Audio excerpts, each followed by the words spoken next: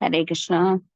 नारायणं नमस्कृत्यं नरं चैव नरोत्तमं देवीं सरस्वतीं व्यासं ततो जयमुदीरयेत्। नष्टप्रायेषु अभद्रेषु नित्यं भागवत सेवया भगवति उत्तमश्लोके भक्तिर्भवति नैष्टिके।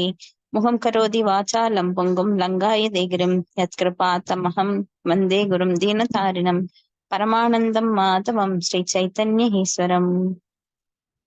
अज्ञानतिमिरान्धस्य ज्ञानाञ्जनशलाकया चक्षुरुन्मीलितं तस्मै श्रीगुरवे नमः। श्रीचैतन्यमनोभीष्टं स्थापितं येन भूले स्वयं रूपगदामह्यं तदादे स्वपदान्तिकम्। वन्देऽहं श्रीगुरो श्रीयुतपदकमलं श्रीगुरून् वैष्णवां च श्रीरूपं साक्षात् सगण रघुनाथान्वितं तं सजीवं साद्वैतं सावधूतं परिजनसहितं कृष्णचैतन्यदेवं श्रीराधाकृष्णपादान् सगण ललिता श्रीविशाखान्वितां च। हे कृष्णा करुणा सिन्धो दीनबन्धो जगत्पते गोपेश गोपिका कान्त राधा कान्त नमोऽस्तुते। तप्त काञ्चन गौराङ्गी राधा वृन्दावनेश्वरी वृषभानुसुते देवी प्रणमामि हरिप्रिये। वाञ्छाकल्पतरुभ्यश्च कृपा सिन्धुभ्यश्च पतितानां पावनेभ्यो वैष्णवेभ्यो नमो नमः। श्रीकृष्ण चैतन्य प्रभु नित्यानन्द श्री अद्वैत गदाधर श्रीवासादि गौरभक्तवृन्द। हरे कृष्ण कृष्ण कृष्ण हरे हरे, हरे राम राम राम हरे हरे। இன்னைக்கு காண்டம் 1 அத்தியாயம் 15 பாண்டவர்களின் துறவு பதம் 20. சாகம் நிருபேந்திர ரஹித புருஷோத்தமேன சக்யா பிரியேன சுக்ருதா ஹிருதயேன சூன்யः அத்வனி உருக்ரம பரிக்ரஹம் அங்கரஹன் அங்கரஷன் கோபைரஸ்திபிர் அபலேவ विनिर्जितो अस्मि। हरे कृष्ण। हरे कृष्ण माताजी। हरे कृष्ण पढ़ेंगे प्रणाम। प्रणाम माता जी, पढ़ेंगे माता जी। हरे कृष्ण। ओम नमो भगवते वासुदेवाय। ओम नमो भगवते वासुदेवाय। ओम नमो भगवते वासुदेवाय। हरे कृष्ण। மொழிபெயர்ப்பு பொருளுரை வழங்கியவர் ஆசா பக்தி வேதாந்த பிரபுபாதா. ஹரே கிருஷ்ண. மொழிபெயர்ப்பு. அரசர் பெருமானே, எனது நண்பரும் என் நலனில் பெரும் அக்கறை கொண்டவருமான பரம புருஷரிடமிருந்து இப்பொழுது நான் பிரிக்கப்பட்டு விட்டேன். எனவே என் இதயமே சூரியமாகி விட்டது போல் காணப்படுகிறது. கிருஷ்ணருடைய எல்லா மனைவிகளின் உடல்களையும் நான் காப்பாற்றி வருகிறேன். அவர் இல்லாத சமயத்தில் துஷ்டர்களான சில இடையர்களால் நான் வெல்லப்பட்டேன். பொருளுரை.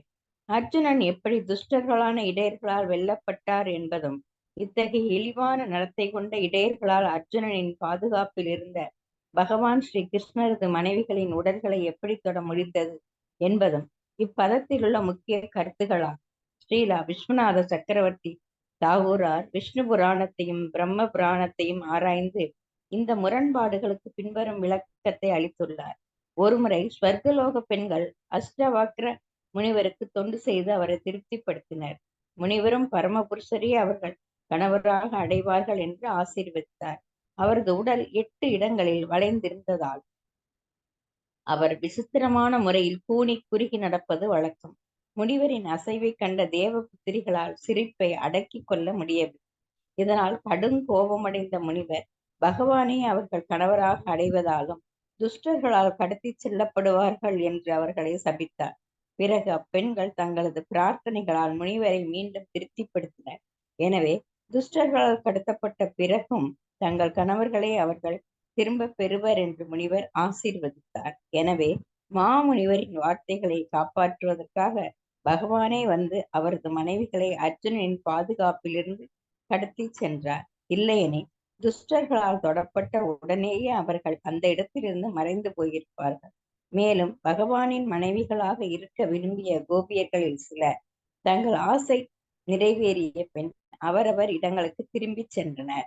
பகவான் ஸ்ரீ கிருஷ்ணர் மறைந்த பிறகு அவரது பரிவாரங்களையும் வெவ்வேறு சூழ்நிலைகளின் கீழ் தமது ஆன்மீக உலகிற்கு பகவான் அழைத்துக் கொண்டார். ஹரே கிருஷ்ண மாதாஜி. ஹரே கிருஷ்ண மாதாஜி. இப்ப இங்க 16,108 மனைவிகள் பகவான் திரும்பி போறப்போ அர்ஜுனால பாதுகாக்கப்பட்டு வேற இடத்துக்கு கொண்டு போகப்படுறார். ஆனா அவர் கொண்டு போறப்போ ஒரு சிறு மாடு மேய்க்கும் சிறுவனால் அவர் வெல்லப்பட்டு தோற்கடிக்கப்பட்டு அந்த மனைவியர்களை அந்த சிறுவன் கடத்திட்டு போயிடுறார். இது எப்படி நடக்கும்? பகவானுடைய மனைவிகளை யாராவது கடத்த முடியுமா? சாக்ஷாத் பகவான் சர்வ வல்லமை படைத்தவர். அவரது மனைவிகளும் அதே மாதிரிதான். அப்ப அவங்களை எப்படி கடத்த முடியும் அப்படின்னு பார்த்தா, அந்த சாபத்தை நிறைவேற்று. ஏன்னா பக்தன் சாபம் விட்டா பகவான் என்ன பண்றாரு? அதுக்கு அனுகூலமா பண்றார். துர்வாச முனிவர் சாபம் விட்டுருக்கிறத நம்ம பார்த்திருக்கிறோம். அம்பரீஷ் மகாராஜாவை எப்படி அவர் காப்பாற்றுகிறார்னு பார்த்திருக்கிறோம். இந்த மாதிரி நிறைய இடங்கள்ல பகவான் தன் பக்தர்களை காப்பாற்றுகிறார். அப்ப பக்தர்கள் சாபம் விட்டா நம்ம சாம்பன் பகவானோட பையன் சாம்பன் அவர் என்ன பண்றாரு? விளையாட்டுத்தனமா போய் நான் வந்து பிரெக்னெண்டா இருக்கேன் அப்படின்னு முனிவர்கள்ட்ட என் வயித்துல இருக்கிற குழந்தை ஆனா பெண்ணா சொல்லுங்கன்னு சொல்லுவார். அப்ப அவங்க எல்லாம் சாபம் விடுறாங்க, உன்னோட குலமே அழிந்து நாசமாகட்டும் அப்படின்னு. உன்னோட குலம்னா யாரு? சாம்பன் வந்து பகவானோட பையன். அவ பகவானோட குலமே அழிந்து சாம்பலாகட்டும் அப்படின்னு சொன்னா அது எப்படி முடியும்? அது பகவானே அவங்களுக்குள்ள பரமாத்மாவா இருந்து சொல்ல வைக்கிறார். இப்ப இந்த மாதிரி சில சமயங்கள்ல பக்தர்கள் சாபம் விடும்போது பகவான் அதற்கு ஆதரவாக இருக்கிறார். சாபம் கூட சில சமயம் நல்லதுக்குதான். இப்ப இந்த இடத்துல வந்து அவங்க அஷ்டவக்ரரை இந்த மனைவிகள் எல்லாம் கிண்டல் பண்றாங்க. அதான் நம்ம படிச்சிருக்கோம். அதாவது பக்தர்களை அவங்க நிறத்தை கொண்டு கணக்கிடக்கூடாது. அவர்கள் இந்த நாட்டினரா வெளிநாட்டினரா, இல்ல குள்ளையா, இல்ல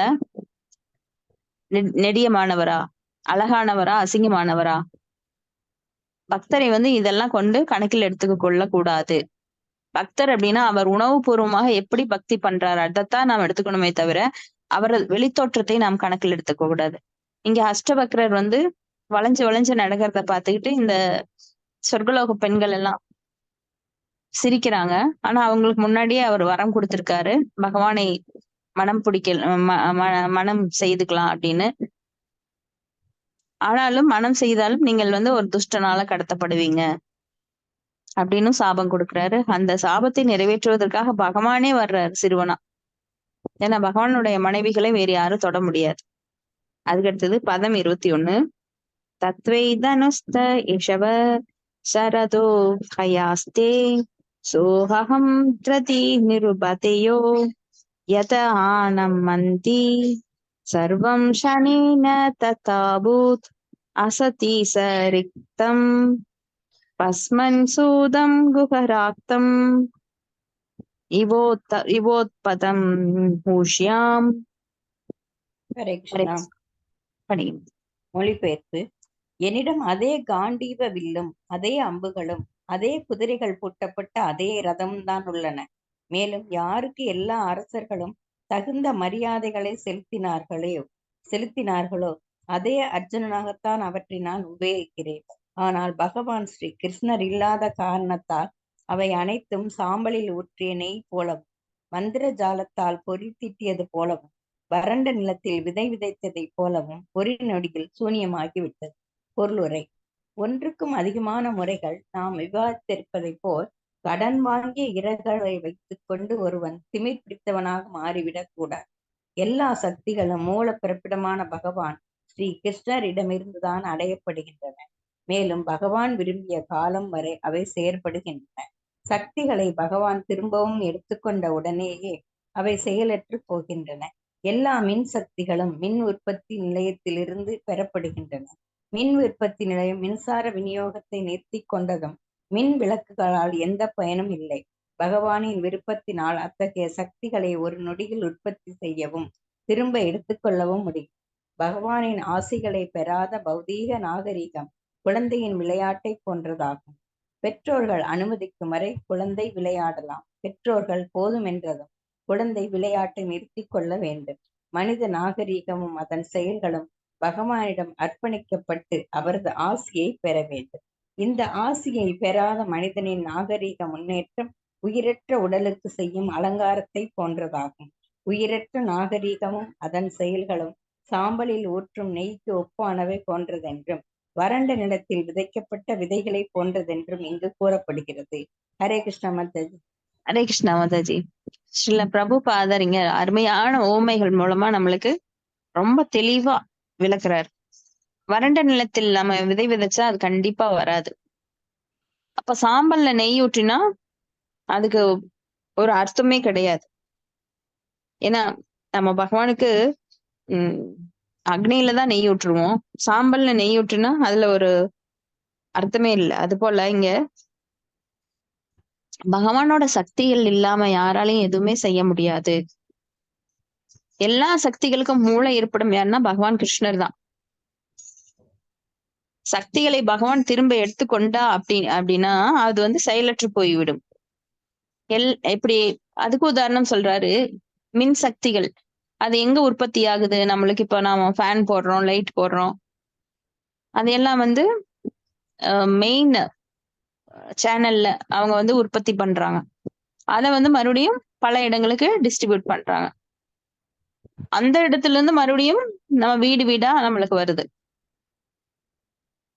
அப்ப அங்க உற்பத்தி நிறுத்திட்டாங்க அப்படின்னா நம்ம வீட்டுக்கு அது வராது. மின் உற்பத்தி நம்ம எந்த லைட் இருந்தும் அழகழகான லைட்டுகள் தொங்க விட்டும் பிரயோஜனம் இல்லை. ஏன்னா அங்க மின்சாரம் கிடையாது. ஏன்னா இது வந்து விளையாடுற குழந்தை மாதிரி. ஒரு பெற்றோர் அனுமதிக்கும் வரை ஒரு அம்மா அப்பா வந்து குழந்தைய கடற்கரை கூட்டிட்டு போறாங்க. சரி நீ கொஞ்ச நேரம் விளையாடுன்னு உட்காந்துட்டு இருக்காங்க. அந்த குழந்தை வந்து மணல்ல விளையாண்டுட்டு இருக்கு. அப்ப அந்த குழந்தை வேண்டாமா நம்ம வீட்டுக்கு போலாம் எந்திரின்னு சொன்னா எந்திரிச்சுதான் ஆகணும்.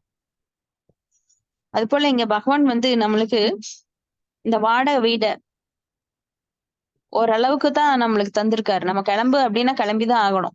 பிரளயம் வருது அப்படின்னா அது யாருக்காகவும் நிறுத்த மாட்டார். நம்ம கிளம்பி போய் பகவானோட உடம்புல அவ்வியக்த நிலையில மறுபடியும் ஸ்டே பண்ணணும். மறுபடியும் அங்கிருந்து நம்ம பகவான் எப்ப மூச்சை வெளியில விடுறாரோ அது வரைக்கும் அங்க இருந்துட்டு மறுபடியும் வெளியில வரணும். இப்போ பகவானுடைய கருணை, பகவானுடைய அந்த சக்தி இல்லாம எதுவுமே செயல்படாது அப்படிங்கிறத சில பிரபுபாதர் இங்க அழகா விளக்குறார். அடுத்தது பதம் 22, 23. ராஜம்ஸ்துவயானு கிருஷ்டானாம் சுக்ருதாம் ந சுக்ருத்புரே விப்ரசாப விமூடானாம் நிக்னதா முஷ்டிபிர்மித வாருணி மதிராம் பீத்வா மதோன்மதித சேதசாம் அஜானதாம் இவான் யோன்யம் சது பஞ்சாவசேஷிதா. ஹரே கிருஷ்ணா. ஹரே கிருஷ்ணா. மொழிபெயர்ப்பு.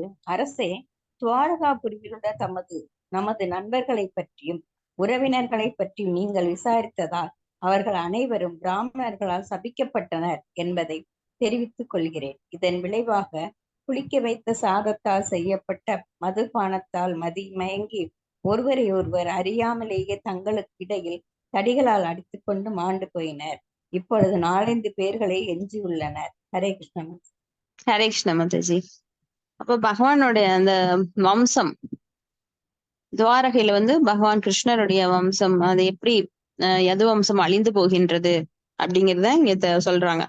பிராமணர்களால் சபிக்கப்பட்டு அவங்க வந்து புளிக்க வைத்த மதுபானம் அதையெல்லாம் அருந்திட்டு ஒருத்தர் அடிச்சுக்கிறாங்க. தங்களுக்கே அடிச்சுட்டு அவங்களுக்குள்ளேயே இறந்துடுறாங்க. பதம் 24. பிராயேனைதத்த பகவத ஈஸ்வரஸ்ய விசேஷ்டிதம் மிதோ நிக்னந்தி பூதானி பாவயந்தி ச யன்மிதஹ. ஹரே கிருஷ்ணா. மொழிபெயர்ப்பு. உண்மையில் இவை அனைத்தும் பரம புருஷராகிய பகவானின் விருப்பத்தினால்தான் விளைந்துள்ளன. சில சமயங்களில் மக்கள் ஒருவரை ஒருவர் கொலை செய்து கொள்கின்றனர். வேறு சமயங்களில் ஒருவரை ஒருவர் பாதுகாத்துக் கொள்கின்றனர். பொருளுரை. உயிர்வாழ் போராட்டம் மற்றும் பலசாலிகள் நிலைத்தல் இவ்விரண்டும் இயற்கை சட்டங்களாகும் என்று மனிதவர்க்க சாஸ்திரிகள் கூறுகின்றனர். ஆனால் இயற்கை சட்டத்திற்கு பின்னால் பரமபுருஷரின் பரமை ஆணை இருப்பதை அவர்கள் அறியவில்லை. இயற்கை சட்டம் பகவானுடைய ஆணையின் கீழ் நிறைவேற்றப்படுகிறது என்று பகவத்கீதை உறுதி செய்கிறது. எனவே உலகில் அமைதி நிலவுவதற்கு பகவானின் நல்லெண்ணமே காரணம் என்பதையும் உலகில் கிளர்ச்சி ஏற்படுவதற்கும் பகவானின் பரம விருப்பமே காரணம் என்பதையும் நாம் அறிய வேண்டும்.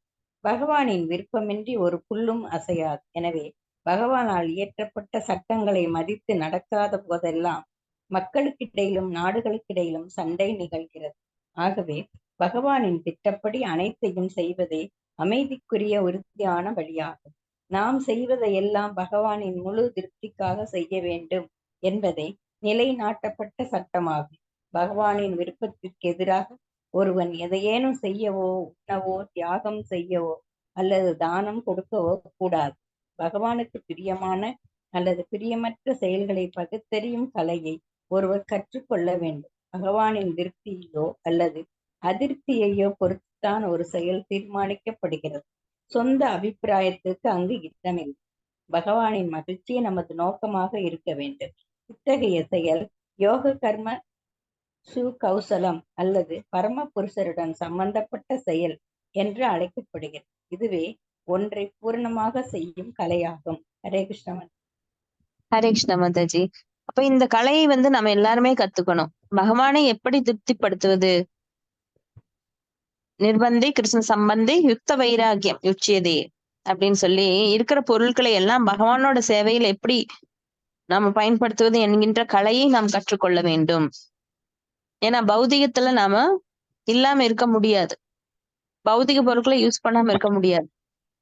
இப்ப பௌதிகத்திலேயே ஆன்மீகமா மாற்றுவது எப்படி அப்படிங்கிற கலையைத்தான் சில பிரபுபாதர் நம்மளுக்கு சொல்லி கொடுத்திருக்காரு.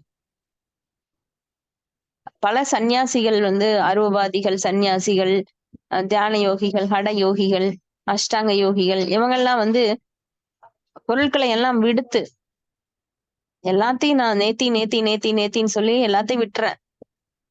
விட்டுட்டு நான் சந்நியாசம் எடுத்துக்கிறேன். ஆனா அங்க பகவானை மையமா கொண்டு அவர்கள் செயல்படவில்லை. முக்கியமான ஒண்ணை விட்டுறாங்க. வேறு இல்லாம மரம் தலையுமா? அப்ப வேறு இல்லாம அவங்க தலைய வைக்கிறாங்க மரத்தை, முடியல. இப்ப எப்ப வேணா அவங்க தவறக்கூடிய வாய்ப்பு இருக்கின்றது. அந்த செடி பட்டு போகுது. ஆனா பக்தர்கள் அப்படி கிடையாது. Slow and steady process. அப்ப அவங்க என்ன பண்றாங்க? இருக்கிற பொருளை எல்லாம் பகவானோட சேவையில எவ்வாறு அர்ப்பணிப்பது அப்படிங்கறத கத்துக்கிறாங்க. அந்த கலை யார்கிட்ட இருந்து வந்தது? சில பிரபுபாதரோட இந்த மூமெண்ட்ல, ஸ்ரீ கிருஷ்ண கான்சியஸ் மூமெண்ட்ல, கிருஷ்ணா கான்சியஸ்னஸ். அப்போ அந்த கான்சியஸ்னஸ் என்கின்ற உணர்வு தான் முக்கியம். நம்ம பொருட்களை விடுறதெல்லாம் மனசுல பற்றறுத்து விடுறது அப்படிங்கிறது என்னைக்கு வேணா அது மறுபடியும் திருப்பி தாக்கும் நம்மள. ஒரு பொருளை விட்டுட்டோம் அப்படின்னா, அடைச்சு வச்ச பைப்பு ரொம்ப ஃபோர்ஸா அடைச்சு வச்சிருக்கோம், தண்ணி வருது, அதை அடைச்சு வச்சிருக்கோம். அது வேணா எப்ப வேணா அதை பிச்சுட்டு வெளியில வந்துரும். ஆனா இது அப்படி கிடையாது. பக்தி யோகம் என்பது பகவானிடம் அன்பை வளர்த்து கொண்டு ஸ்லோ அண்ட் ஸ்டெடி ப்ராசஸ், அப்படியே கிராஜுவலா நம்ம பகவான் மேல அன்பை வளர்த்தி ஒரு மேன்மையான நிலைக்கு நம்மளை சில பிரபுபாதர் கொண்டு வர்றார். அடுத்தது பதம் 25-26. ஷலௌக சாஞ்சலே யத்மன் மகாந்தோ அதந்தி அனீயஷ துர்பலான் பலீனோ ராஜன் மகாந்தோ பலீனோ மித ஏவம் பலிஷ்டைர்யதுபிர் மஹத்பிரிதரான் விபுஹ யதூன்யதுபிர் அந்யோன்யம் பூபாரான் சஞ்சஹாரஹ. நான் படிக்கிறேன் மாதாஜி. படிங்க மாதாஜி. ஸ்ரீமத் பாகவதம் காண்டம் 1 அத்தியாயம் 15 பாண்டவர்களின் தரவு. ஓம் நம பகவதே வாசுதேவாய, ஓம் நம பகவதே வாசுதேவாய, ஓம் நம பகவதே வாசுதேவாய. ஜலவா கசாம் ஜலா ஏத்வான் மகந்தோ தந்தி அனிசகாம் துர்பலான் பலினோ ராஜன் மகாந்தோ பலினேன மிதகா ஏவம் பலிஷதா அதித்தீர் மகாத்தார் இதரான் விபுகா ஏதோன் எதுபார் அந்யோன்யம் பூபரான் சஞ்சரகா. ஸ்ரீமத் சீல பிரபுபாதருக்கு ஜெய். அரசே, கடலின் பெரிய பலமுள்ள நீர்வாழி பிராணிகள் சிறிய பலமற்றவைகள் விழுங்கி விடுகின்றன. அதை போலவே பரமபுருஷ பகவான் பூபாரத்தை குறைப்பதற்காக அதிக பலமுள்ள ஆதுக்கள் பலமற்றவர்களும் பெரிய சாதுக்கள் சிறியவர்களாகவும் கொல்லும்படி செய்துவிட்டார். பொருளுரை: வாழ்க்கை போராட்டம் மற்றும் பலசாலிகள் நிலைத்தல் ஆகிய இரண்டும் ஜட உலக சட்டங்கள் ஆகும்.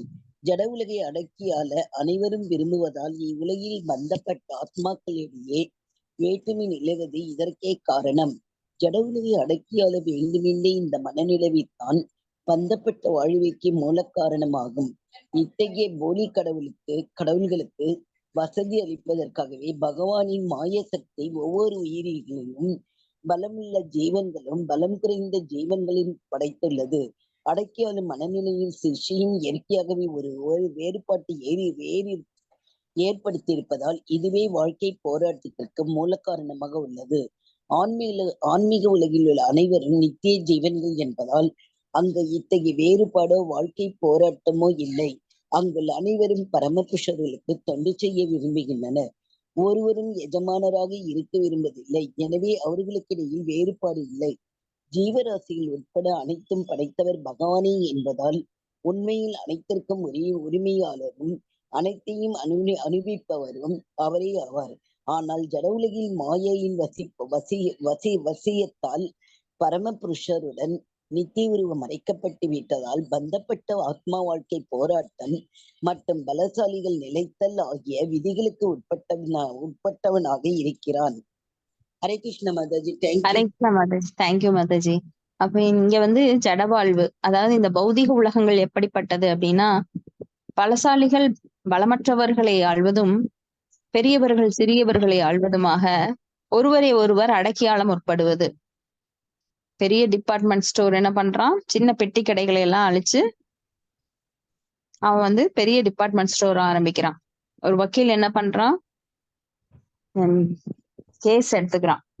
யாருமே இங்க வந்து எந்த ஒரு சண்டையும் வரக்கூடாது, எல்லாரும் நல்லா இருக்கணும்னு அவன் நினைக்கிறது இல்ல. காலையில இருந்து ஸ்ப்ரே பண்றான் ஒரு டாக்டர், இன்னைக்கு எல்லாரும் நல்லா இருக்கணும், ஒரு பேஷண்ட் கூட வரக்கூடாது அப்படின்னு யாராவது ப்ரே பண்ணுவாங்களா? கிடையாது. அப்போ நிறைய பேஷண்ட் வரணும் அவன் நினைக்கிறான். இப்ப இந்த ஜடவாழ்வு துக்காலயம், அசாஸ்வதம், அனித்யம், இங்க எதுவுமே வந்து இன்பமயமானது கிடையாது. ஒருவரை ஒருவர் அடக்கி ஆள்வது. பெரிய மிருகங்கள்ல இருந்து யானை என்ன பண்ணுது, புலி சிங்கம் எல்லாம் அடக்கி அது ஆளுது. புலி சிங்கம் எல்லாம் என்ன பண்ணுது, மான் மற்ற மிருகங்களை எல்லாம் கொன்று அது புசிக்கின்றது. இந்த மாதிரி ஒரு மிருகம் மற்றொரு மிருகத்தை அடித்து வாழ்கின்றது. மனிதன் பெரிய மனிதன் சிறிய மனிதனை அடித்து வாழ்கின்றான். இப்படி இந்த ஜல உலகம் துன்பமயமானது. ஆனா பகவானுடைய உலகம் மிகவும் இன்பமயமானது. அங்க வந்து யாருக்கும் எந்த பேதமும் கிடையாது. அங்க யாருக்கும் வந்து அடக்கி ஆளணுங்கிற மனோபாவம் கிடையாது. ஏன்னா அங்க எதுவுமே பற்றாக்குறை கிடையாது. ந தத் பாஷ்யதோஷியோ ந சசாங்கோ ந பாவக எக்கத்வா ந நிவர்த்தந்தே தத்தாம பரமம் மம. வந்து சூரிய ஒளியோ சந்திரன் ஒளியோ இல்ல டார்ச் லைட்டோ தீப்பெட்டி இதெல்லாம் தேவைப்படாது. அங்க பகவானுடைய பிரம்ம ஜோதியினாலே அது பிரகாசமாக ஒழிக்கின்றது. இப்ப பகவானுடைய லோகத்துல எந்த ஒரு கவலையும் கிடையாது. அங்க வந்து பசுக்கள், சுரபி பசுக்கள் நிறைந்து கிடக்கின்றது. கற்பக மரங்கள் சூழ்ந்து கிடக்கின்றது. எது கேட்டாலும் நீங்க போய் கற்பக மரத்துக்கு கீழே எது கேட்டாலும் அது கிடைக்கும். அங்க வந்து தேவைங்கிறதே கிடையாது. உங்களுக்கு பசியே கிடையாது, தாகம் கிடையாது. அப்புறம் எதுக்காக? அப்போ பகவானுக்கு சேவை செய்யறது ஒண்ணுதான் அங்க வேலை. சேவைனா என்ன? சும்மா அந்த ராணிகள் என்ன பண்ணுவாங்களாம், எதுவுமே வேலை இருக்காதான். அப்ப பகவானுடைய கவனத்தை கவர்வதற்காக அந்த மாளிகையை, பளிங்கு மாளிகையை துடைக்கிற மாதிரி அவங்க துடைச்சிட்டு இருப்பாங்களாம். அங்க குப்பையே இருக்காது, குப்பைக்கு சான்ஸே கிடையாது. அங்க வந்து எந்த ஒரு அருவருப்பான விஷயங்களுக்கும் வாய்ப்பே கிடையாது. குப்பையும் இருக்காது.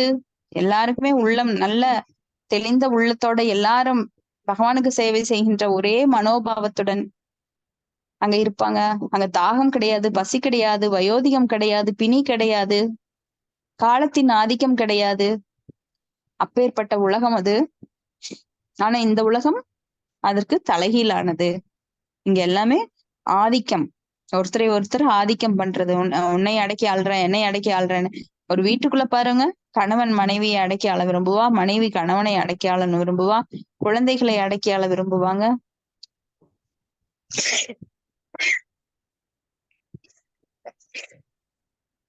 இப்படி இங்க எல்லாமே பௌதிக உலகம் ஆன்மீக உலகத்திற்கு ஆப்போசிட்டா இருக்குங்க. அடுத்தது பதம் 27. தேச காலார்த்த யுக்தானி தாபோபாசமானி ச ஹரந்தி ஸ்மரதச்சித்தம் கோவிந்தா பிஹிதானி மே. ஹரே கிருஷ்ணா மாதாஜி. ஹரே கிருஷ்ணா மாதாஜி. ஆசா பக்தி வேதாந்த சுவாமி ஸ்ரீல பிரபாத குருதேவ் கி ஜெய்.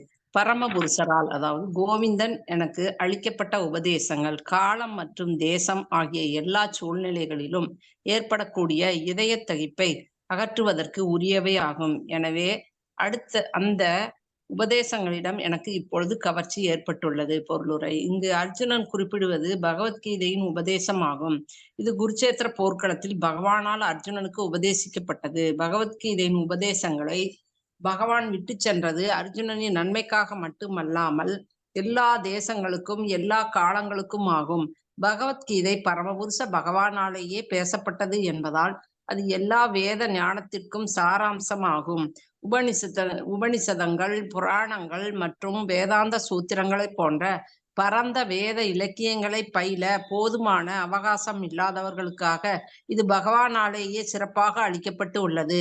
புத்தியில் தாழ்ந்த பிரிவுகளான பெண்கள், தொழிலாளிகள் மற்றும் பிராமண, க்ஷத்திரிய, வைஷ்ய குடும்பங்களில் பிறந்த தகுதியற்றவர்கள் ஆகியோருக்காகவே தயாரிக்கப்பட்ட மிகச்சிறந்த சரித்திரமாகிய மகாபாரதத்தில் ஒரு பகுதியாக இந்த பகவத்கீதை இணைக்கப்பட்டுள்ளது. குருச்சேத்திர போர்க்களத்தில் அர்ஜுனனின் இதயத்தில் உதயமான பிரச்சனை பகவத்கீதையின் போதனைகளால் தீர்க்கப்பட்டது. மண்ணுலக மக்களின் பார்வையிலிருந்து பகவான் மறைந்த பிறகு தான் பெற்ற சக்தியும் மேன்மையும் அளிக்கப்படுவதை நேருக்கு நேராக கண்ட அர்ஜுனன் பகவத்கீதையின் சீரிய போதனைகளை மீண்டும் நினைவு கூர்ந்தார். ஆபத்தான நேரங்களில் பகவத்கீதையை படிப்பதால் எல்லா வகையான மன கஷ்டங்களில் இருந்தும் ஒருவரால் விடுபட முடியும் என்பதை போதிப்பதற்காகவே இங்கு அர்ஜுனர் கீதோபதேசத்தை நினைவு கூறுகிறார். பௌதீக பார்வைக்கு பகவான் காணப்படாத நேரத்திலும் அவரது உபதேசங்களால் மக்கள் நன்மையடைய வேண்டும் என்பதற்காகவே பரம கருணாமூர்த்தியான பகவான் பகவத்கீதையின் சிறந்த போதனைகளை விட்டு சென்றுள்ளார். பௌதீக புலன்களால் பரமபுருஷரை அறிய முடியாது. ஆனால் பகவானின் நினைத்தற்கரிய ஆற்றலினால் பந்தப்பட்ட ஆத்மாக்களின் புலன்களால் அறியப்படும் வகையில் ஜடப்பொருட்களின் வாயிலாகவும் அவரால் அவதரிக்க முடியும். இவ்வாறாக பகவத்கீதை அல்லது பகவானின் ஒளிவடிவமாக உள்ள எந்த சாஸ்திரமும் பகவானின் அவதாரமே ஆகும். ஒளிவடிவில் உள்ள பகவானின் போதனைகளுக்கும் பகவானுக்கும் எந்த வேறுபாடும் இல்லை. பகவானின் முன் நின்று கொண்டு அவர் பேசியதை கேட்ட அர்ஜுனர் என்ன நன்மையை அடைந்தாரோ அதே நன்மையை பகவத்கீதையில் இருந்தும் ஒருவரால் அடைய முடியும். பௌதீக வாழ்வில் சிக்கலில் இருந்து விடுபட விரும்பும் நம்பிக்கையுள்ள மனிதனால் பகவத்கீதையை நன்கு பயன்படுத்தி கொள்ள முடியும் என்பதற்காகவே அர்ஜுனனுக்கு கூறுவது போல் கீதையை பகவான் அருளியுள்ளார். பகவத்கீதையில் பரமபுருஷர், ஜீவராசி, இயற்கை, காலம் மற்றும் இடைவெளி மற்றும் 5 செயல்முறை ஆகிய 5 முக்கிய விஷயங்கள் விவரிக்கப்பட்டுள்ளன. இவைகளுள் பரமபுருஷரும் ஜீவராசிகளும் ஒரே தன்மையுடையவர்கள் ஆவர். இவ்விருவருக்கும் உள்ள வேறுபாடு முழுமைக்கும் சிறிய பகுதிக்கும் உள்ள வேறுபாடாகும். இயற்கை என்பது 3 வேறுபட்ட குணங்களின் கலப்படத்தினால் உருவாக்கியுள்ள அசைவற்ற ஜடப்பொருளாகும். நித்திய காலமும் எல்லையற்ற இடைவெளியும் ஜட இயற்கைக்கு அப்பாற்பட்டவையாக கருதப்படுகின்றன. ஜீவராசிகளின் செயல்கள் அவற்றின் வெவ்வேறு இயற்கையான மனப்பாங்குகள் ஆகும். இச்செயல்களால் ஜீவராசியை ஜட இயற்கையில் சிறைப்படுத்தவோ அல்லது அதிலிருந்து விடுவிக்கவோ முடியும். இவ்விஷயங்கள் எல்லாம் பகவத்கீதையில் சுருக்கமாக விளக்கப்படுகின்றன. இதே விஷயங்கள் ஸ்ரீமத் பாகவதத்தில் விரிவாக விளக்கப்பட்டுள்ளன. இவ்5 விஷயங்கள் பரமபுருஷர், ஜீவராசி, இயற்கை மற்றும் காலம் அல்லது இடைவெளி ஆகிய இந்த 4ம் நித்தியமானவை ஆகும். ஜீவராசி, இயற்கை மற்றும் காலம் ஆகியவை பரிபூர்ணமானவரும் முற்றிலும் சுதந்திரமானவருமான பரமபுருஷரின் கட்டுப்பாட்டில் உள்ளன. பகவான் பரம ஆளுநர் ஆவார். ஜீவராசியின் பௌதீக செயல் அனாதியானதாகும். ஆனால் அச்செயலை ஆன்மீக செயலாக மாற்றி அதை சீர்படுத்தி கொள்ள முடியும். இவ்வாறாக அதன் பௌதீக குணங்களில் உள்ள பிரதிபலன்களை நிறுத்திவிட இயலும். பகவான், ஜீவராசி ஆகிய இருவருமே அறிவு ஜீவன்களாவர். அவர்கள் ஒத்த தன்மை உடையவர்களும் ஜீவ சக்தியாக இருப்பதால் உணர்வுடையவர்களும் ஆவர். ஆனால் மகத்தத்துவம் என்றழைக்கப்படும் பௌதீக இயற்கையின் கீழ் உள்ள ஜீவராசி தான் பகவானிடமிருந்து வேறுபட்டவன் என்று நினைக்கின்றான். இந்த தப்பெண்ணத்தை போக்கி தான் பௌதீகமானவன் என்ற மாயையிலிருந்து ஜீவராசியை விடுவிப்பதே வேதங்களின் நோக்கமாகும். பகவானிடம் உள்ள அனுபவிக்கும் உணர்வு நிஜமானதாகும். ஆனால் ஜீவராசியிடமுள்ள அனுபவிக்கும் உணர்வு தணிக்கப்படாத ஆசையாக மட்டுமே உள்ளது. உணர்விலுள்ள இந்த வேறுபாடுதான் பகவானுக்கும் ஜீவராசிக்கும் இடையில் உயர்வு தாழ்வை ஏற்படுத்துகிறது. இல்லையெனில் இவர்களுக்கு இடையில் எந்த வேறுபாடும் இல்லை. எனவே ஜீவராசி பகவானுடன் ஒன்றுபட்டவனாகவும் அதே சமயம் வேறானவனாகவும் இருக்கிறான். பகவத்கீதையின் முழு உபதேசமும் இக்கொள்கையைத்தான் அடிப்படையாக கொண்டுள்ளது. பகவத்கீதையில் பகவான் மற்றும் ஜீவராசி ஆகிய இருவருமே நித்தியமானவர்கள், சனாதனம் என்று விவரிக்கப்படுகின்றனர். மேலும் பௌதீக வானிற்கு அப்பால் வெகு தூரத்தில் உள்ள பகவானின் வசிப்பிடமும் சனாதனம் என்றே விவரிக்கப்படுகிறது. பகவானின் இந்த சனாதனமான வசிப்பிடத்தில் வாழ ஜீவராசிகள் அழைக்கப்படுகின்றனர். மேலும் பகவானின் வசிப்பிடத்திற்கு செல்ல ஒரு ஜீவராசிக்கு உதவும் முறை சனாதன தர்மம் என்று அழைக்கப்படுகிறது. ஆனால் தான் பௌதீகமானவன் என்ற தப்பான எண்ணத்தில் இருந்து விடுபடாமல் பகவானின் நித்தியமான வசிப்பிடத்தை ஒருவரால் அடைய முடியாது. பூர்ணத்துவ நிலையை அடைவதற்கான வழியை பகவத்கீதை வழங்குகிறது. தான் பௌதீகமானவன் என்ற தப்பெண்ணத்திலிருந்து விடுபடுவதற்கான வெவ்வேறு வழிமுறைகள் உள்ளன. அவை பலநோக்கு கர்மம், கற்பனையான தத்துவம் மற்றும் உன்னதமான தன்னுணர்வு வரை அழைத்து செல்லும் பக்தி தொண்டு என்று அழைக்கப்படுகின்றன. மேற்கண்ட வழிமுறைகளை பகவத் பணியுடன் இணைப்பதால் மட்டுமே இத்தகைய உன்னதமான தன்னுணர்வு சாத்தியமாகிறது. வேதங்களில் கூறப்பட்டுள்ள மனிதனின் விதிக்கப்பட்ட கடமைகள் பந்தப்பட்ட ஆத்மாவின் பாப மனதை படிப்படியாக தூய்மையடைய செய்து அவனை அறிவு நிலைக்கு உயர்த்துகிறது. தூய்மை அடைந்து அறிவை பெறும் நிலையே பக்தி தொண்டிற்கு அடிப்படையாகிறது. வாழ்க்கை பிரச்சனைகளுக்கு தீர்வு காணும் ஆராய்ச்சியில் ஈடுபட்டுள்ள ஒருவரின் அறிவு ஞானம் அல்லது தூய்மையடைந்த அறிவு எனப்படுகிறது. ஆனால் வாழ்க்கை பிரச்சனைக்குரிய உண்மையான தீர்வை உணரும் பொழுது ஒருவர் பகவானின் பகவத் தொண்டில் நிலை பெற்றவராகிறார். பகவத்கீதை வாழ்க்கை பிரச்சனைகளை பற்றி விவரிப்பதிலிருந்து ஆரம்பமாகிறது. அது ஆத்மாவை பௌதீக மூலப்பொருட்களிலிருந்து வேறுபடுத்தி காட்டுகிறது.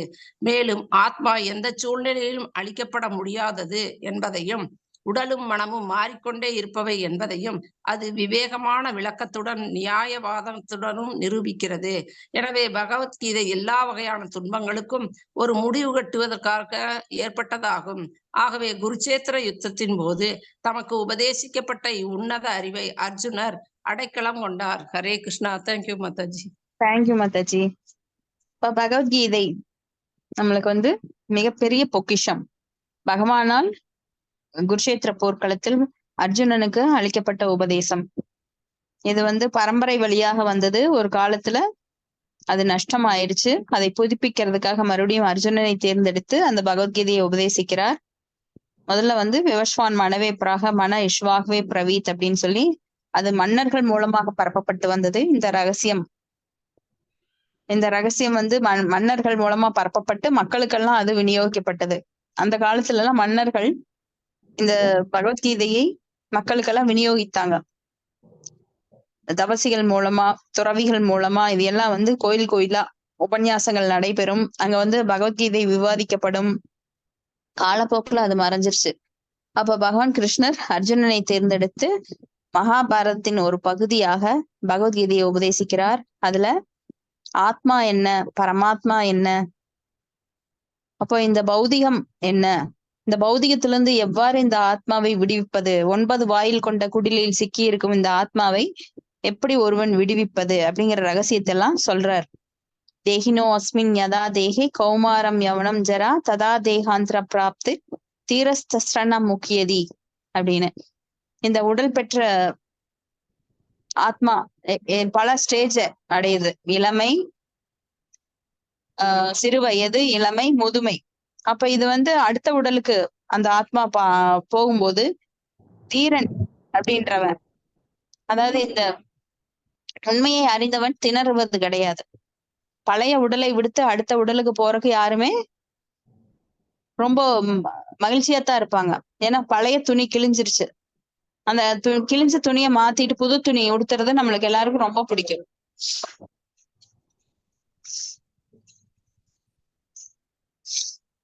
இப்ப பௌதிக வாழ்வின் சிக்கலில் இருந்து விடுபட விரும்பும் நம்பிக்கையுள்ள மனிதனால் பகவத்கீதையை நன்கு பயன்படுத்தி கொள்ள முடியும். ஏன்னா பகவத்கீதையில 5 விஷயங்கள் பேசப்படுது. காலம், கர்மா, ஆத்மா, பரமாத்மா, பிரகிருதி அப்படின்ற 5 விஷயங்கள் பேசப்படுது. இதுல 4 நித்தியமானது. பரமபுருஷர், ஆத்மா, பிரகிருதி, பிரகிருதி அதெல்லாம் நித்தியமானது. காலம், அப்ப கர்மா மட்டும்தான் மாறக்கூடியது. ஏன்னா கர்மா நம்மளுக்கு கொடுக்கப்பட்ட சிறு சுதந்திரத்தின் விளைவாக நம்ம எப்படி வேணா பண்ணலாம். நல்ல கர்மாவும் பண்ணலாம், கெட்ட கர்மாவும் பண்ணலாம். அப்ப அது ஒண்ணுதான் மாறக்கூடியது. ஆனா பகவான் சொல்றாரு, இதுக்குள்ள வேறுபாடுகளை அறிந்து, முழுமைக்கும் சிறுமைக்கும் உள்ள வேறுபாடுகளை அறிந்து நாம் இதிலிருந்து விடுபட வேண்டும். ஏன்னா எப்படியோ நாம இங்க பகவானை விட்டு பிரிந்து இந்த பௌதிக உலகத்துக்கு வந்துட்டோம். இருந்தாலும் பகவான் நம்மளுக்கு வழிகாட்டுகின்றார். இந்த பௌதிகத்தை விடுத்து நீ நித்தியமான உலகுக்கு வர வேண்டும் என்று. நித்யோ நித்யானாம் சேதன சேதனானாம் ஏகோ பகுனாம் யோ விததாதி காமான். பகவான் பரமபுருஷரும் நித்தியமானவர், நாமளும் இந்த ஆத்மாக்களும் நித்தியமானது. இந்த ஆத்மா அழியக்கூடியது கிடையாது. அனாதி காலம், அதாவது இந்த ஆத்மா எப்ப தோன்றுச்சுன்னு தெரியாது. அனாதி காலங்களாக அது பகவானுக்கு சேவை செய்வதற்காக பகவானால் ஏற்படுத்தப்பட்டது. ஆனா பகவானுக்கு ஒத்துழைக்காத போது என்ன ஆகுது? அது ரொம்ப கஷ்டப்படுது. அப்ப இந்த ஜீவராசி மகத் தத்துவத்தில், பௌதிக இயற்கையின் கீழ் இருக்கிற இந்த ஜீவராசி தான் பகவானிடமிருந்து வேறுபட்டவன் அப்படின்னு நினைக்கிறான். ஏன்னா இந்த பௌதிக உலகத்துக்கு வரும்போதே மகத்தத்துவம், அந்த மகத்தத்துவத்துல பொய் அகங்காரம் கலக்கும் போது நாம் என்ன பண்றோம்? நானும் பகவானும் வேற வேற, நான் இங்க ஆள பிறந்திருக்கிறேன். இப்போ ஒவ்வொரு வீட்லயும் பார்க்கலாம், நான் சொல்றதுதான் நீங்க கேட்கணும், நீங்க சொல்றதுதான் நான் கேட்கணும்னு ஆளுமை தன்மை எல்லார்கிட்டையும் ஓங்கி இருக்கு. அந்த பொய் அகங்காரம் நம்மை ஆட்டுவிக்கிறது. யாருக்காவது அகங்காரம், பொய் அகங்காரம் இல்லாத இருக்கா? ஆனா உண்மையான அகங்காரம் ஒண்ணு இருக்கு. அது என்ன? நான் நித்திய சேவகன், ஜீவேர சுரூபகயன் கிருஷ்ணேர நித்திய தாச, பகவானோட நித்திய தாசன் என்பதை மறந்து நான் அனுபவிக்க வந்திருக்கிறேன் அப்படிங்கிற ஒரு பொய்யான அகங்காரத்தினால நாம இங்கே பலவித செயல்கள்ல ஈடுபட்டிருக்கோம். அந்த செயல்களின் விளைவுகள் நம்மளை பாதிக்கின்றது. அது பாவமோ புண்ணியமோ மாறி நாம அதுலயே அடிபட்டு இருக்கோம். அப்ப இந்த பாவம் புண்ணியம் இதை விடுத்து பகவானுக்கு சேவை செய்யும் போது நாம் அந்த விளைவுகளில் இருந்து மீட்கப்படுகின்றோம். அதுக்கு பக்தி தொண்டு பண்ணணும். அது எப்படி செய்யறதுங்கிறது பகவத்கீதை நம்மளுக்கு சொல்லித் தருது. அப்ப பகவத்கீதை எல்லா வேதங்களோட சாரம். இப்ப நம்மளால பல வேதங்கள் எல்லாம் படிக்க முடியாது. ரிக், யசுர், சாம, அதர்வன போன்ற வேதங்கள் எல்லாம் படிக்க முடியாது இந்த கலியுகத்துல. ஏன்னா அது கடல் போன்றது. அப்ப கடல்ல ஒரு வாழ்நாள் ஃபுல்லா நம்ம குடிச்சாக்க ஒரு பக்கெட் தண்ணி குடிக்கலாம். கடல் ஃபுல்லா குடிக்க முடியாது. அப்ப அந்த இறுதி முடிவு என்ன? சாரம் என்ன? அந்த வேதங்களோட சாரம் என்ன? அதையெல்லாம் தொகுத்து பகவத்கீதையில பகவான் கொடுக்கின்றார். இப்ப பகவத்கீதை படிச்சோம்னா போறோம், நம்மளுக்கு A to Z நம்மளுக்கு என்னென்ன தெரியணுமோ. ஏன்னா பகவத்கீதையை முழுதாக புரிந்து கொண்டவர்கள் அதுக்கு மேல எந்த தவறும் செய்ய வாய்ப்பே கிடையாது. அர்ஜுனனுக்கு விளக்குவதன் மூலமாக நம்ம ஒவ்வொருத்தருக்கும் பகவான் அதை விளக்குகின்றார். நாம எப்படி நடந்துக்கணும், எப்படி பகவானுக்கு சேவை செய்யணும், ஏன் நாம துன்பப்படுகிறோம், பகவானுடைய சக்திகள் என்ன, அவர் எப்படி தன்னை விரிவங்கம் பண்ணியிருக்கார் அப்படிங்கிறதெல்லாம் நம்மளுக்கு பகவத்கீதையில உபதேசிக்கின்றார். அடுத்தது பதம் 28. ஏவம் சிந்தயதோ ஜிஷ்ணோ கிருஷ்ணபாத சரோருகம் சௌஹார்தேனாதிகாடேன சாந்தாசீத் விமலா மதீஹி. ஹரே கிருஷ்ணா. யார் படிக்கிறீங்க மாதாஜி? சந்திரா மாதாஜி. ஏவம் சிந்தயதோ ஜிஷ்ணோ கிருஷ்ண பாதாரோருகம் சௌஹர்தா தேனாதி கடேனா சந்தாசைத் லீலாம் விமலாமதி. பக்தி வேதாந்த சுவாமி சீல பிரபுபாதருக்கு ஜெய். மொழிபெயர்ப்பு. பகவானின் லீலைகள் மற்றும் செயல்களினாலும் அவரது மறைவினாலும் அவர் விட்டு சென்ற உபதேசங்களை அர்ஜுனன் மறைந்து விட்டது போல் காணப்பட்டது. ஆனால் இது உண்மை அல்ல. மீண்டும் அவர் தன் புலன்களுக்கு எஜமானவர் ஆனார். பொருளுரை. நித்தியமான காலத்தின் வலிமையால் பந்தப்பட்ட ஆத்மா அவனது கர்மங்களுக்கு சிக்கிக் கொள்கிறான். ஆனால் பகவான் பூமியில் அவதரிக்கும் போது கடந்த நிகழ் மற்றும் எதிர்காலங்களில் ஆதிக்க உட்படுவதில்லை. பகவானின் செயல்கள் நித்தியமானவை. அவை அவரது ஆத்மா மாயா அல்லது அந்தரங்க சக்தியின் தோற்றங்களாகும். பகவானின் எல்லா லீலைகளும் அல்லது செயல்களும் ஆன்மீகமானவை என்ற போதிலும் அவை சாதாரண மனிதனுக்கு பௌதிக செயல்களுக்கு சமமானவாகவே தோன்றுகின்றன. எதிர்களைப் போலவே அர்ஜுனும் பகவானும் குருஷேத்திர யுத்தத்தில் ஈடுபட்டிருந்தது காணப்பட்ட போதிலும் உண்மையிலே தமது அவதார நோக்கத்தையும் தமது நித்திய நம்பனான அர்ஜுனுடன் சகவாசம் கொள்வதையும் அச்சமயத்தில் பகவான் நிறைவேற்றினார். எனவே பௌதிகமானதை போல் காணப்பட்ட அர்ஜுனின் அத்தகைய செயல்கள் அவரது உன்னத நிலையை இழுக்கும்படி செய்துவிடவில்லை. மாறாக பகவானின் கீதத்தையே அவை நினைவுபடுத்தின. உணர்வு விழிப்புறச் செய்யும் இம்முறை பகவத்கீதையில் 18.65 பகவானால் பின்வருமாறு கூறப்படுகிறது. மன்மகா மகா பவ மத் பக்தோ மாஜியாதி மத்யாஜி மாம் நமத் குரு மாம் ஏவ பஷ்யத்தா சத்யம் தே பிரஜித்தனே ஜானே பிரியோசுமே. ஒருவர் எப்பொழுதும் பகவானை பற்றியே நினைக்க வேண்டும். மனது அவரை மறந்துவிடக் கூடாது. மாதாஜி, பக்கம் 28 படிக்கிறதுக்கு நீங்க வேற போயிட்டீங்க. சாரி மத.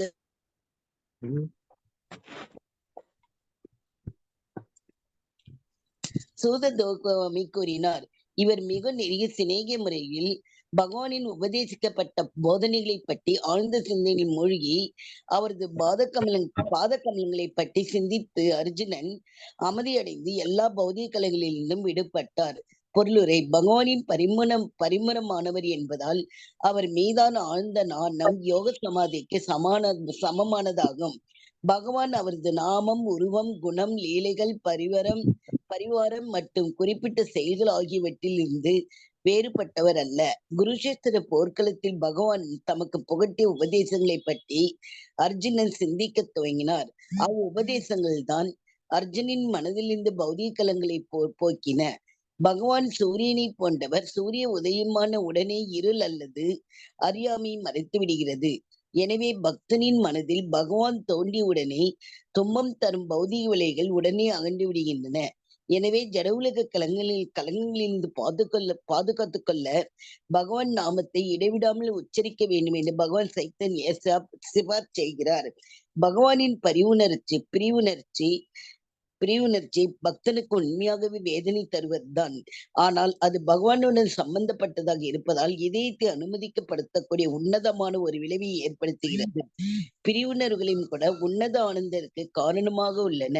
இவற்றை கலங்கப்பட பௌதிக பிரிவினர்களுடன் ஒருபோதும் ஒப்பிட முடியாது. சாரி மாதாஜி, 2 பேப்பர் வந்துட்டது, கவனிக்கல மாதாஜி. ஓகேங்க மாதாஜி. அப்ப பகவான் என்னைக்குமே பரிபூர்ணமானவர். அவர் மீதான ஆழ்ந்த தியானம் யோக சமாதிக்கு சமமானதா இருக்கும். அவரோட நாமம், ரூபம், குணம், லீலை, பரிவாரம் இது எல்லாம் அவர்கிட்ட இருந்து வேறுபட்டது கிடையாது. இப்ப நாம பகவானை பற்றி சவுண்ட் இன்கார்னேஷன் ஒளி வடிவமாக நாம் படிக்கின்றோம். இப்ப பகவான்கிட்ட இருந்து இது வேறுபட்டது கிடையாது. பாகவதம் இப்ப பகவானை பற்றி நாம் படித்து கொண்டிருக்கிறோம் அப்படின்னா பகவான் நம்ம கையில இருக்காரு. பகவான் இப்ப நம்ம கிட்டயே இருக்காரு. இப்ப யார்கிட்ட எல்லாம் பகவான் இருக்கிறாரோ அவர் சூரியன் இருக்கும் இடத்துல அங்க வந்து இருட்டுக்கு இடமே கிடையாது.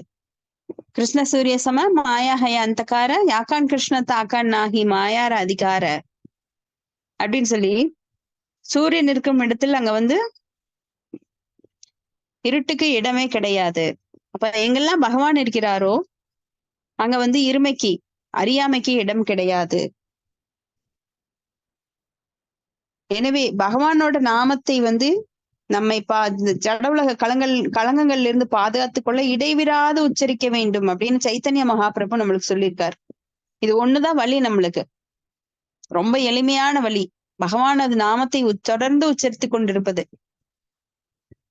யாருக்காவது இது ரொம்ப கசப்பா இருக்குமா? ஏன்னா பகவானுடைய நாமம் தேன் போன்றது.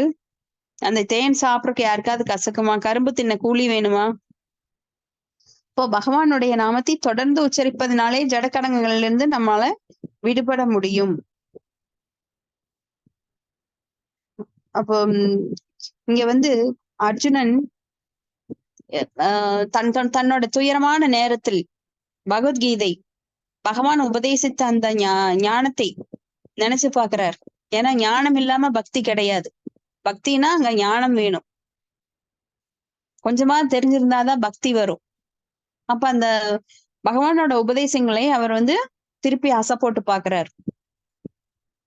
பகவான் போனதுனால இவருக்கு ரொம்ப கஷ்டமா இருக்கு. அப்போ பகவான் உபதேசித்த அந்த அறிவுரைகளை எல்லாம் திரும்ப அவருக்கு நினைவு கூர்ந்து பார்க்கின்றார். ஏன்னா யாரோ ஒருவருக்குமே ரொம்ப நெருங்கினவங்க, அதுவும் தூய்மையானவர்கள் நம்ம விட்டு போகும்போது நம்மளுக்கு ரொம்ப கஷ்டமா இருக்கும். நம்மளுக்கு ரொம்ப அன்பானவர்கள், நெருங்கியவர்கள், தூயவர்கள், அவங்கள நம்மளை விட்டு பிரியும் போது ரொம்ப கஷ்டமா இருக்கும்.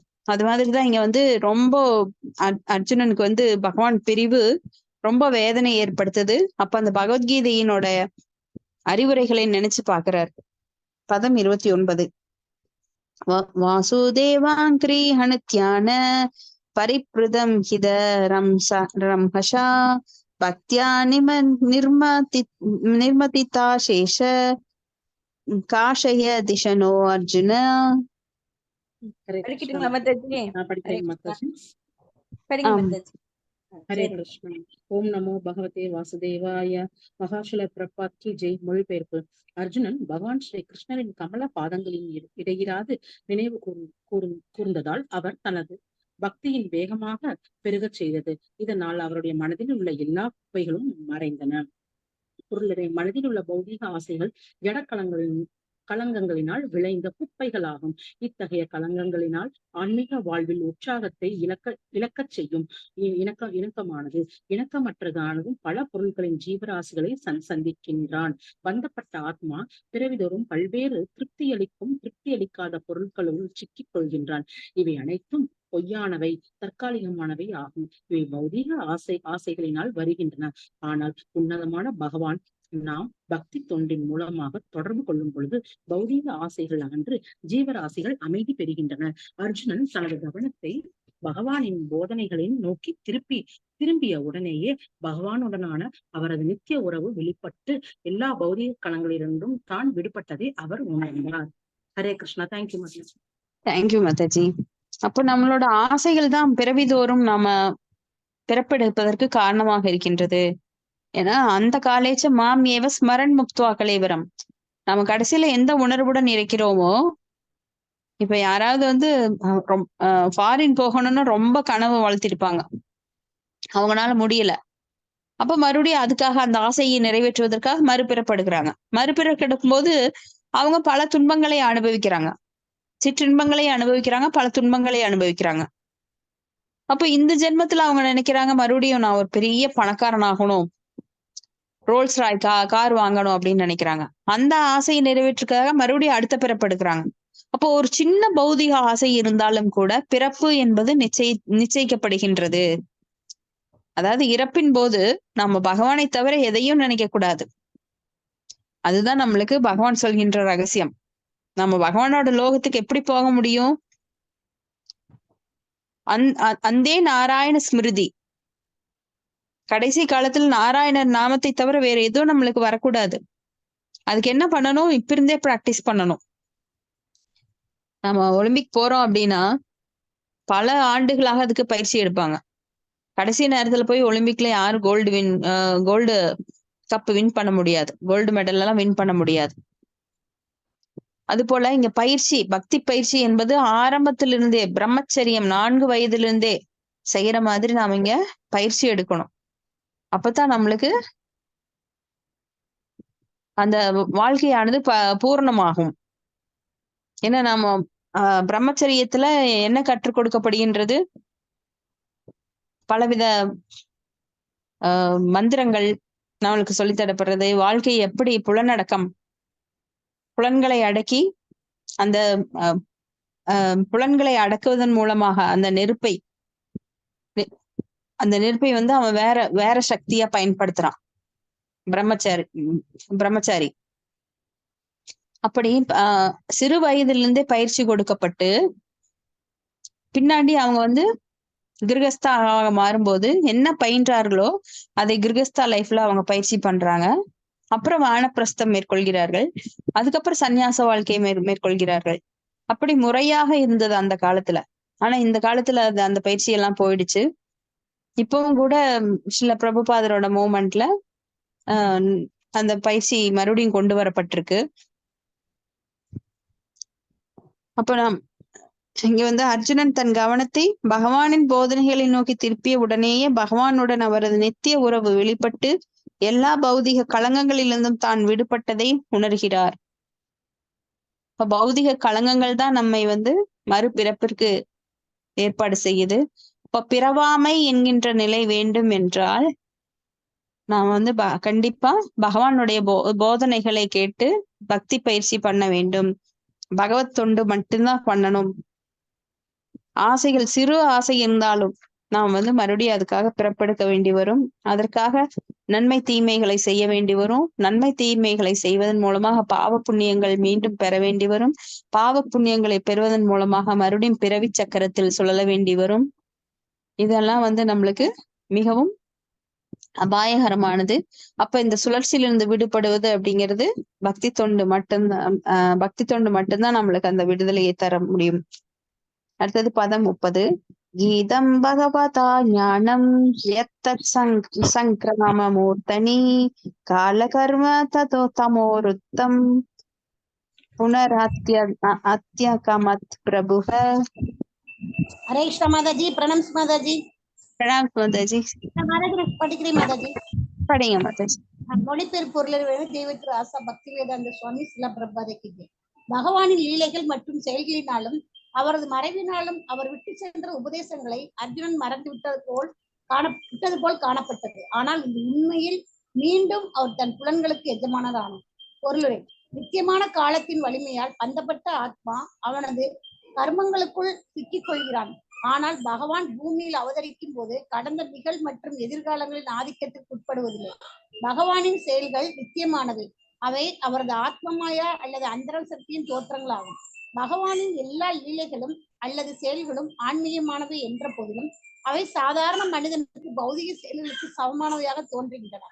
எதிரிகளைப் போலவே அர்ஜுனனும் பகவானும் கூட குருட்சேத்திர யுத்தத்தில் ஈடுபட்டிருந்ததாக காணப்பட்ட போதிலும் உண்மையில் தமது அவதார நோக்கத்தையும் தமது நித்திய நண்பனான அர்ஜுனனுடன் சகவாசம் கொள்வதையும் அச்சமயத்தில் பகவான் நிறைவேற்றினார். எனவே பௌதிகமானதை போல் காணப்பட்ட அர்ஜுனனின் அத்தகைய செயல்கள் அவரது உன்னத நிலையை இழக்கும்படி செய்து விடவில்லை. மாறாக பகவானின் கீதத்தையே அவை நினைவுபடுத்தின. உணர்வை விழிப்புறச் செய்யும் இம்முறை பகவத்கீதையில் 18.65 பகவானால் பின்வருமாறு கூறப்படுகிறது: மன்மகா யவபத் பக்தோ மத்யாஜி மாம் நமஸ்கு மாம் ஏவை சிஸ்தி சத்தியம் தே பிரதிஜானே பிரியோ சிமே. ஒருவர் எப்பொழுதும் பகவானை பற்றியே நினைக்க வேண்டும். மனது அவரை மறந்துவிடக் கூடாது. ஒருவர் பகவானின் பக்தராகி அவரை வணங்க வேண்டும். இப்படி வாழ்பவர் அவரது கமல பாதங்களில் அடைக்கலம் பெறுவதன் மூலமாக பகவானின் ஆசிகளை பெறுவது நிச்சயம். நிச்சயமான உண்மையை பற்றி சந்தேகப்படுவதற்கு ஒன்றுமில்லை. அர்ஜுனனின் பகவானின் நித்திய நண்பரானதால் இந்த ரகசியம் அவருக்கு வெளிப்படுத்தப்பட்டது. உறவினர்களுடன் யுத்தம் செய்யும் ஆசை அர்ஜுனனுக்கு இருக்கவில்லை. ஆனால் பகவானின் நோக்கத்திற்காக அதை அவர் செய்தார். அவர் எப்பொழுதும் பகவானின் நோக்கத்தை நிறைவேற்றுவதிலேயே ஈடுபட்டிருந்தார். எனவே பகவத்கீதையின் எல்லா உபதேசங்களையும் அவர் மறந்துவிட்டார் போல் காணப்பட்டாலும் பகவானின் மறைவுக்கு பின்னும் அவர் அதே உன்னதமான நிலையிலேயே இருந்தார். ஆகவே ஒருவர் தன் செயல்களை பகவானின் நோக்கத்திற்கு உதவும் வகையில் அமைத்துக் கொள்ள வேண்டும். இப்படி செய்பவர் பகவானிடம் திரும்பி செல்வது நிச்சயம். இதுவே வாழ்வின் மிக உயர்ந்த பூரணத்துவம் ஆகும். ஹரே கிருஷ்ண மாதாஜி. தேங்க்யூ ஹரே கிருஷ்ண மாதாஜி. தேங்க்யூ மாதாஜி. அப்போ வந்து இங்க பகவான் பூமியில் அவதரிக்கும் போது அவர் அந்தரங்க சக்தியில வர்றார். அவரது வெளிப்புற சக்தியின் மூலமாக இங்க தோன்றுவது கிடையாது. நாமெல்லாம் இந்த பௌதிக உலகமானது வெளிப்புற சக்தியால் தோற்றுவிக்கப்பட்டு அதுல நாம மாயின் கண்ட்ரோல்ல இருக்கிறோம் நாமெல்லாம். ஆனா பகவான் அப்படி கிடையாது. அவரு காலத்தை கடந்தவர். ஏன்னா காலம் அவருடைய கட்டுப்பாட்டுல இருக்கு. அகம் காலோஷ்மி அப்படிங்கிறார். நான் தான் காலமாக இருந்து எல்லாவற்றையும் கட்டுப்படுத்துகிறேன் அப்படிங்கிறார். இப்ப பகவானுக்கு வந்து எதிர்காலமோ நிகழ்காலமோ வருங்காலமோ கிடையாது. நமக்கு தான் எதிர்காலம் நிகழ்காலம் வருங்காலம் எல்லாம். அதுவும் இந்த பௌதிக உலகுல. ஆன்மீக உலகுல காலத்தின் கட்டுப்பாடு கிடையாது. அப்போ பகவான் வந்து இங்க ஆத்ம மாயா அல்லது அந்தரங்க சக்தியின் மூலமாக அவர் எல்லா லீலைகளையும் எல்லா செயல்களையும் செய்கின்றார். அவை எல்லாமே ஆன்மீகமானவை. அது வந்து பௌதிக செயல்களுக்கு சமமானவையாக நாம் சாதாரண மனிதன் நினைக்கிறான். அவர் குருட்சேத்திர போர்க்களத்தில் யுத்தத்தில் ஈடுபட்டிருப்பதாக காணப்பட்டாலும் உண்மையில் தனது அவதார நோக்கத்தை தனது நித்திய நண்பனான அர்ஜுனனுடன் சகவாசம் கொள்வதையும் அச்சமயத்தில் பகவான் நிறைவேற்றுகிறார். அப்போ இங்க வந்து அவர்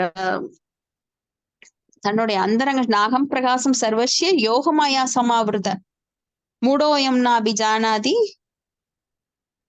அப்படின்னு சொல்லி யோகமாயா அப்படின்ற சக்தியின் மூலமாக அவர் தோன்றுகின்றார், மறைகின்றார்.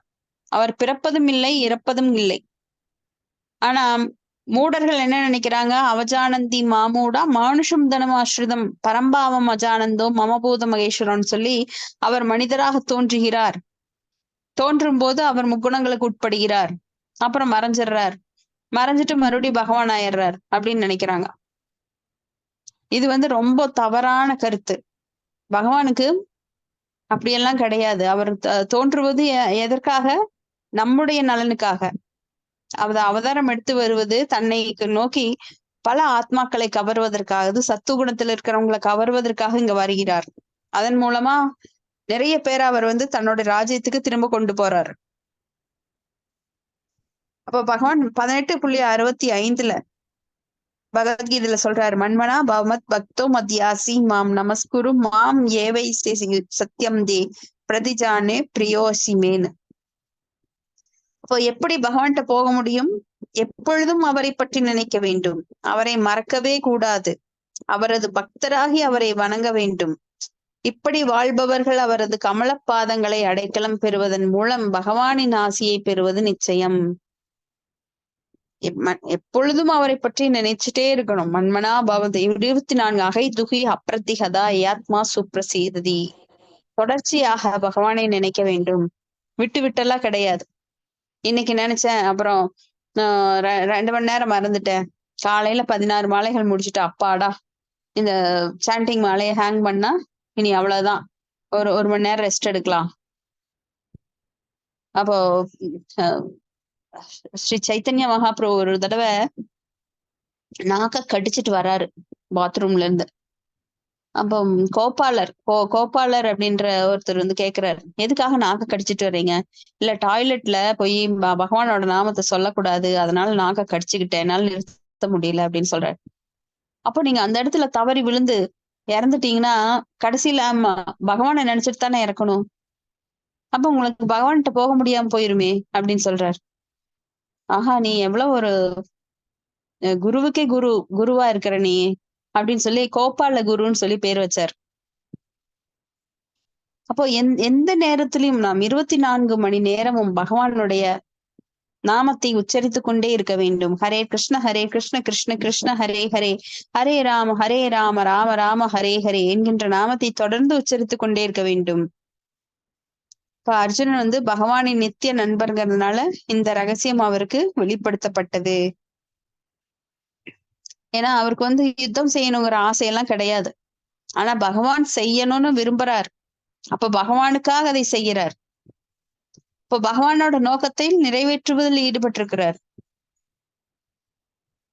அப்ப இங்க வந்து அந்த பகவத்கீதையோட உபதேசங்கள் அவருக்கு இங்கே ஞாபகம் வருகின்றது. வாழ்க்கையில கஷ்டப்படும் போது, இப்ப நாமளே ஏதாவது கஷ்டப்படுறோம் அப்படின்னா உடனே பகவத்கீதையோட சாரத்தை நாம என்ன படிச்சோம், ஒரு கோபம் வர்ற ஒரு கிரிட்டிக்கல் சிச்சுவேஷன் இருக்கு அப்படின்னா அந்த கோபத்தை எவ்வாறு அடக்குவது, காம ஏஷ குரோத ஏச ரஜோகுண சமுத்பவக, வேண்டாம் இது வந்து ரஜோகுணத்தை உண்டாக்கும்.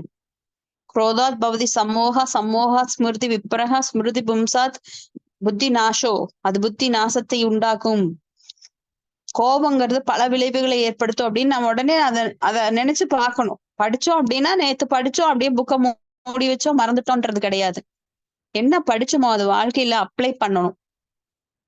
படிக்கிறதுங்கிறது ரொம்ப ஈஸி, ஆனா அதை வந்து வாழ்க்கையில உள்ள கொண்டு வர்றது ரொம்ப கஷ்டம்.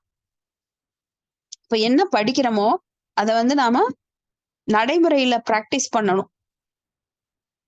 அப்ப ஒருவர் வந்து தன் செயல்களை பகவானின் நோக்கத்திற்காக உதவும் வகையில் அமைத்துக் கொள்ள வேண்டும். இப்படி செய்பவர் பகவானிடம் திரும்பி செல்வது நிச்சயம். இதுவே வாழ்வின் மிக உயர்ந்த பூர்ணத்துவமாகும். பூர்ணத்துவம் அப்படின்னா நிறைவானது. அங்க வந்து எந்த ஒரு குறையும் கிடையாது பூர்ணம் அப்படின்னா.